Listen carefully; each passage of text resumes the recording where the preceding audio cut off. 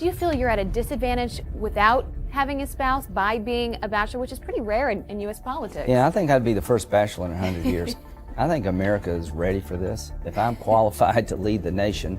He spent more than 3 decades in the United States Senate, standing behind 100 microphones, arguing with 1,000 reporters, and shaping some of the most consequential debates in modern American politics. But in July of 2026, the cameras that followed Lindsey Graham for his entire career finally caught him off guard. He was gone, suddenly, and the nation was left asking a question it had somehow never fully answered. Who was the man behind the politician? Today we're going to look past the headlines and the sound bites, and into the quieter, sadder story that shaped him long before Washington ever knew his name. Lindsey Graham died on July 12, 2026, at the age of 71.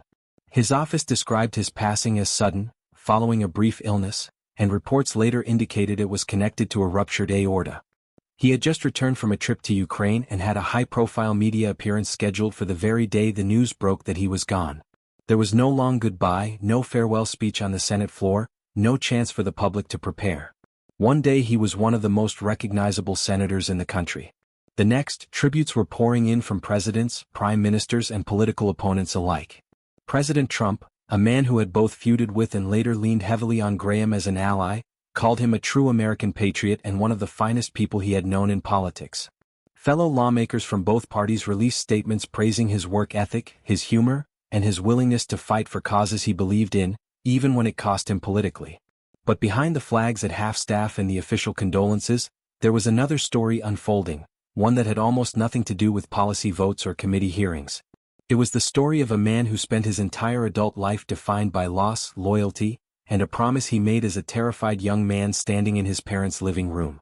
To understand Lindsey Graham, you have to go back to Central South Carolina, a small town where his family ran a restaurant, a bar, and a pool hall, and where the Graham family actually lived in a small room behind the business. There was no wealth here, no political dynasty, no early advantages. By the time he was 12 years old, young Lindsey was already racking pool tables downstairs to help support the household. He would later describe that upbringing as a great way to grow up, even joking in his memoir that parents today would likely lose custody of their kids for raising them the way he was raised. It was a hard, unglamorous childhood, built on work and family, not privilege. Then came the tragedy that would define the rest of his life. While Graham was a student at the University of South Carolina, his mother, Millie, was diagnosed with Hodgkin's lymphoma. She died when Graham was just 20 years old. 15 months later, his father, known as FJ, died of a heart attack. In the span of little more than a year, Lindsey Graham lost both of his parents and became, in every practical sense, the head of his family. His younger sister, Darlene, was only 13 years old. Darlene later described the moment their father died, standing in the living room of their house, terrified, and how her older brother wrapped his arms around her and promised he would always be there for her and always take care of her. That was not just a comforting thing to say in a difficult moment. It became the defining commitment of Graham's entire adult life. Rather than leave South Carolina to chase bigger opportunities elsewhere, he stayed close to home. He drove back from Columbia nearly every weekend to check on his sister, to keep track of her curfew, her friendships, her well-being. When he later joined the Air Force as a military lawyer, he formally became Darlene's legal guardian, and eventually he adopted her, specifically so that his military benefits would extend to her if anything ever happened to him. Think about what that decision actually meant. A man in his early 20s, still grieving the sudden loss of both of his parents, still building his own legal career in military service, chose to restructure his entire family life around protecting a teenage sibling. He wasn't just being a supportive older brother. He was, in every meaningful way, becoming a parent almost overnight, without ever asking for the role and without ever stepping back from it for the rest of his life. Darlene would later say that her brother was kind of like a brother, a father, and a mother all rolled into one. That single sentence captures something the political world rarely saw. While cable news audiences watched Lindsey Graham argue about judicial nominations, foreign policy, and national security, his sister remembered a very different man. The one who showed up, who kept his word, and who never let the chaos of politics interrupt the responsibility he took on as a young man in Central South Carolina. This history matters enormously when people ask, as they so often did throughout his life and career, why Lindsey Graham never married and never had children of his own. Speculation about his personal life followed him for decades, some of it fair curiosity, much of it unfair and invasive. But those closest to him, especially Darlene, offered a much simpler explanation than any tabloid theory ever did. She believed that the years he spent caring for her, balancing law school, a military career, and raising a teenager, left him little time or space to build a family of his own during the years when most people do. By the time his career took off, the patterns of his life were already set, built around service, both to his sister and increasingly to his country. That doesn't mean romance was entirely absent from his life. Graham has spoken about past relationships over the years, and at least one point where he considered proposing marriage. But timing, circumstance, and the demands of a life spent constantly moving between South Carolina and Washington never quite allowed things to fully take root. Rather than treating this as some kind of unsolved mystery, it's worth simply taking him at his word. He described himself plainly as a longtime bachelor, a man whose path simply went in a different direction than marriage and fatherhood. What did fill that space instead was an unusually durable set of relationships. With his sister, with the small town he never really left behind, and eventually with the institution of the Senate itself. Graham entered politics gradually, first serving a single term in the South Carolina House of Representatives in the early 1990s, then winning election to the U.S. House of Representatives in 1994, part of the Republican wave that swept the party into power that year. He was among the first Republicans elected from South Carolina since the Reconstruction era, a genuinely notable feat in a state where the political landscape had looked very different for generations. Just a few years into his House career, Graham stepped onto the national stage as one of the managers of President Bill Clinton's impeachment trial, a role that made him a familiar face to Americans who had never previously paid attention to a freshman congressman from a small southern district. In 2002 he was elected to the United States Senate, a seat he would go on to hold for more than 2 decades, through shifting political eras, changing party leadership, and no shortage of controversy along the way.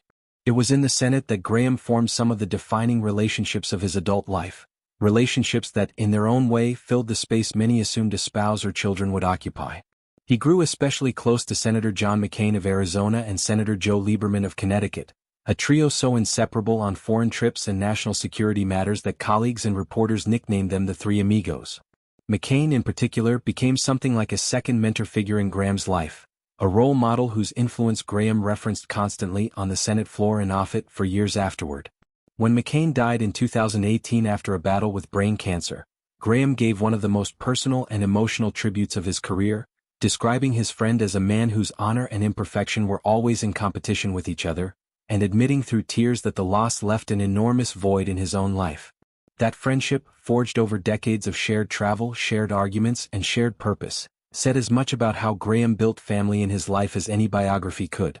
He became known as one of the loudest voices on defense and foreign policy in the entire Senate, a hawk on Iran, a persistent advocate for continued American support of Ukraine, and in his later years one of the closest congressional allies of President Trump, a relationship he once described by calling himself Trump's North Star on foreign affairs.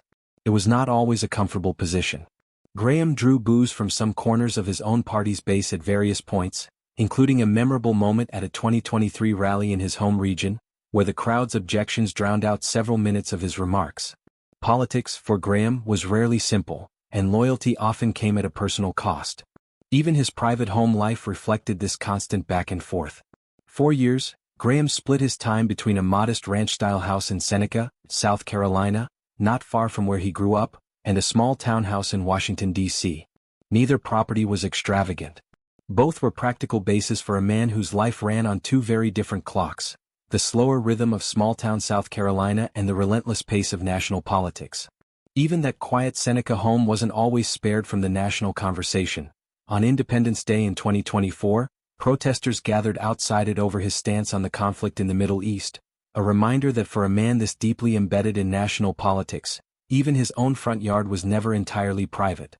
When the news of his death broke in July 2026, one detail stood out to those who covered him closely for years: how few immediate family members were left to grieve him in the traditional sense. There was no wife issuing a statement. There were no children speaking to reporters outside a family home.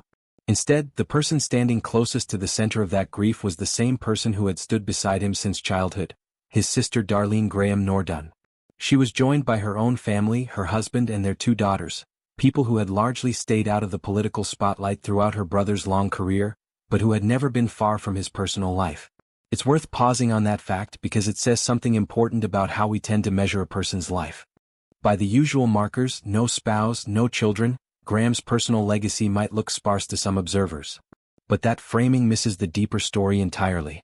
Here was a man who, as a young adult, absorbed the kind of loss that breaks many families apart, and instead of retreating from responsibility, he leaned directly into it. He kept a promise made in a moment of grief and kept it for the rest of his life, decades after most people would have considered that obligation fulfilled. There's also something worth saying about how public curiosity often works. When a prominent figure doesn't fit a familiar mold, no spouse at campaign events, no family photos at the holidays, audiences tend to assume there must be a hidden explanation, a secret being kept just out of view. But sometimes the real story isn't hidden at all. Sometimes it's simply been overlooked because it wasn't dramatic enough, or because a family tragedy from 50 years ago doesn't generate the same attention as speculation about a politician's private relationships. In Graham's case, the truth was never really secret. It was documented in interviews with his sister, in his own memoir, in local newspaper archives going back decades. It just never got the spotlight that the rest of his career did. Following his death, South Carolina moved quickly to determine what comes next for his Senate seat. Under state law, Governor Henry McMaster was tasked with appointing a temporary replacement, while a special primary election was scheduled for mid-August, with the possibility of a runoff to follow. Senate colleagues, including those who had disagreed with Graham on plenty of issues over the years, spoke about the practical challenges his absence created, from committee assignments to the party's already narrow margins in the chamber. But alongside the political logistics, there was a genuine sense, expressed across party lines, that something more personal had been lost.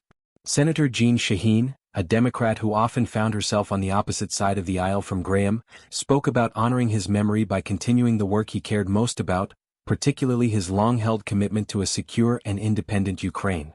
It was a telling tribute not because it papered over their disagreements, but because it acknowledged something genuine underneath them. A shared respect for a colleague who showed up, argued his case loudly, and meant what he said whether or not you agreed with him. Later that month, Washington gave Graham the kind of send-off usually reserved for the most consequential figures in American public life. His flag-draped casket arrived at the U.S. Capitol for a tribute in the Rotunda, the same space where former presidents and military leaders have been honored, carried by an armed forces body-bearer team in recognition of his years of service as an Air Force lawyer.